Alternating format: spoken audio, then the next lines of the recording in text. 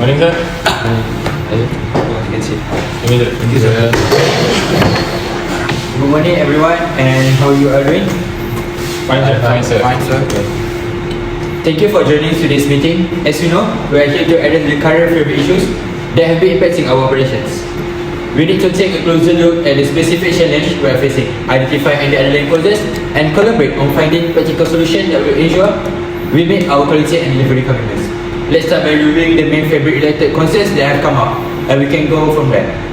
I encourage everyone to share their insights and let's work together to resolve this issue as efficient as possible. As you can see, here I'm presenting to you about feedback from our customer. So you can see like that, Melissa 24. The color of the fabric has faded so quickly after just a few wash. Okay, I follow the care instruction carefully and yet the item look worn out already. Very frustrating. Okay, the second problem is from MK Kalis. After just one washing, it started to peel and losing softness. It feels cheap and not like what I expected from this brand. Just give me my money. As you can see, there's one our customer already angry. Okay, and the third one, the stitching on my socket something looks messy and some threads are unraveling. This makes the something look damaged. And the last one from is one chicken egg. The pattern on my socket something faded after several washes. The gold threads on the socket are also losing their shine. These are the examples from our picture that I took. Okay, you can see there. And the sampingnya, see. Okay. So I'll pass it to our Mr. Iman as a project manager, who will provide more details on our planning source problem. Mr. Iman, please. Thank you, Mr. Shazmi. Let's take a look at on a program overview. So, the program overview is named Fabric Quality Improvement Program. It will take 6 months and our key focus is to enhance fabric quality control process, educate customer on proper fabric care, and develop partnership with fabric supplier to ensure quality consistency. Next slide, please. So, the goals are in immediate to resolve the fabric quality issue, and the long term is restore and improve customer satisfaction and brand reputation. Next slide. So this is our project planning approach. First of all is fabric quality control improvement. Our objective is to ensure fabric meet high quality standards and are resistant to wear and damage. So for the action is to conduct through fabric testing. For example, heat resistant, shrinkage and color fading. And the second one is customer education and support. Our objective is to educate customer about proper fabric care to avoid damage from heat and wear. So the action is create clear care labels and guidelines for each fabric types. And the last one is supplier partnership and innovation. For this one, the objective is to work with supplier to improve fabric innovation and introduce more durable high quality materials. And we need to identify and collaborate with fabric manufacturer who specialize in durable and heat resistant fabric. So after I discuss with chief accountant, this is the breakdown budget for our project. So the total budget is 200,000 and our expected outcome is improved customer satisfaction to fewer returns and complaints due to fabric damage. Second is stronger supplier relationships. High quality fabrics will improve durability and resistance to wear. Thank you, Mr. Iman. It's a good idea to resolve our problems. Next, please present to me about organizing to determining the task to be done, who and how will be done. Okay. Good morning and Assalamualaikum everyone. Today we will focus on resolving fabric issue, which is essential for successful project, event or daily operation. Effective task organization is a key to ensuring everything is done on time and to high standard. When we talk about organizing, there are 3 main steps: identifying the tasks, organizing them to the right people, and figuring out how they will be done. So now, Mr. Mukri, please take us through the details. Alright, okay, so let's look at the first our planning approach. First is a fabric quality control improvement. For the task, we do a fabric testing, perform tests to evaluate fabric quality, heat resistance and durability. So people who will do it is a quality control team. In the house team responsible for the testing fabric and ensuring they meet standard. So how can it be done? Is do a fabric testing, use a lab testing for heat resistance, shrinkage and color fastness.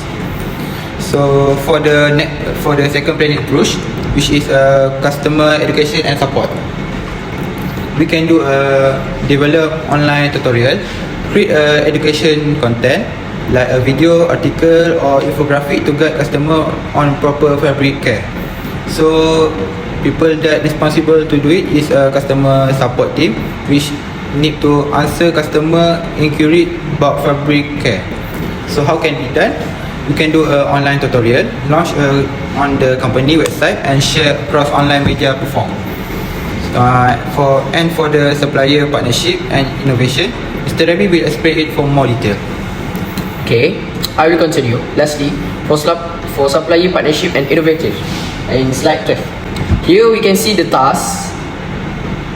Research new fabrics, investigate innovative fabrics that are durable and heat resistant. And who will do it? R&D team. Research new fabric innovation and identify suitable suppliers. And how it will be done? Fabric research. Conduct market research to discover new materials and collaborate with textile expert. As you can see, I finished all the timeline. That's all from me and Mukri. Thank you everyone. Alright, thank you for both of you. I hope all of you find the information helpful and that gives you some valuable insights on how to approach task management effectively. Next, we continue to leading based on our report. We use Ohio State Studies and Hershey Blanket Life Cycle Theory. Please present to me about it. Okay, so for this problem, we will use both Ohio State Studies and Hershey Blanket Life Cycle Theory. Firstly, we will have Ohio State Studies. Firstly, there is task-oriented leadership. For tasks, there is a need for develop clear and measurable goals and deadlines for the team. Ensure alignment between tasks and company objectives such as a new sector expansion, fabric innovations and more. Next, we have responsibilities. It lies with the management team and the department heads. Lastly, the execution. It uses project management tools for task tracking. Nextly, we have employee-oriented leadership. For the tasks, there is implement programs focused on improving employee welfare, examples RSA and open door policies. Other than that, there is create an environment of trust and mutual respect so that we can have proper understanding of each other. Next, there is responsibilities which lies in the HR and management and also team leaders. Lastly, we have the execution. There is wellness initiatives which create flexible work schedules, wellness programs and mental health support. While there is also employee recognition which implement systems to acknowledge employee contributions. For the second theory, there is adapting leadership styles, which is towards the Hershey Blanket Life Cycle Theory. In this theory, there are 4 phases, which are telling phase, selling phase, participating phase, and delegating phase. For the first phase, which is telling phase, it is for new employees or inexperienced teams. Task-oriented leadership with clear instructions on fabric quality and inventory management will be critical. Next, there is selling phase. When employees gain more experience, leaders should balance the task management with encouragement and motivation, explaining the importance of fabric quality in customer satisfaction. Moving on, there is participating phase, which is for more mature employees, involve them in decision-making processes like fabric sourcing and quality improvements. Lastly, there is delegating phase. With highly skilled employees, allow them for more autonomy in fabric management, trusting them to oversee the quality control processes independently. Moving on, there is leadership actions to address fabric issues. On the first part, there is motivating employees to address fabric issues. In this part, there are 3 that we need to address, which are leading by example, training, and also innovation. We'll start off with leading by example. Leaders at JAKEL should show dedication to quality by directly participating in fabric inspection or addressing customers' complaints themselves. Next, there is training. Leadership should invest in training employees on quality standards, fabric handling, and customer service. Lastly, there is innovation, which is encourage creative solutions to fabric problems. Next, there is leadership for continuous improvement in fabric management. In this part, there are three subs that we need to address. First being open door policies, second employee empowerment, and lastly feedback and adjustment.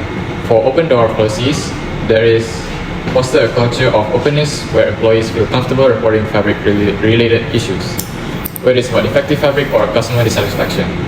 Second, there is employee empowerment, which is to allow experienced employees to take ownership of fabric management, making them feel more accountable for ensuring quality. Lastly, there is feedback and adjustment, which is implement a feedback loop where employees provide insights on fabric-related challenges and leaders can adjust processes accordingly. I'll pass it over to Mr. Shazmin to continue monitoring and adjusting leadership styles, also expected outcomes. Okay, thank you, Mr. Malik. So in front, as you guys can see in front of us, in front of you guys, there is progress monitoring. So in progress monitoring, we have regular feedback from employees on leadership effectiveness through surveys or one-on-one meetings. Track performance metrics such as task completion, employee satisfaction is to determine if leadership approach are working.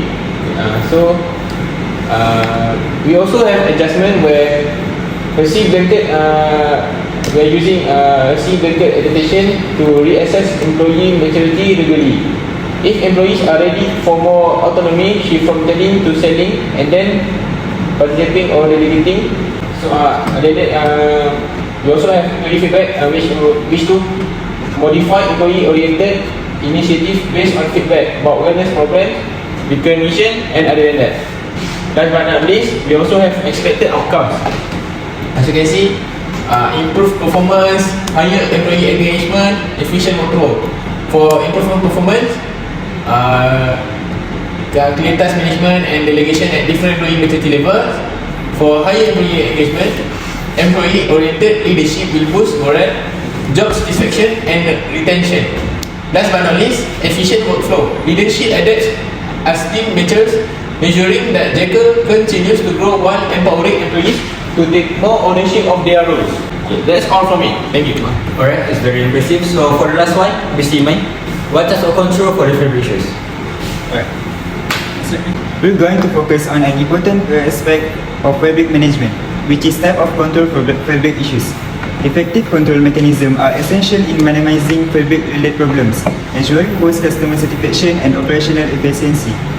We'll be discussing the main type of control that can help us address fabric issue at different stages, which are feed-forward control, concurrent control, and feedback control.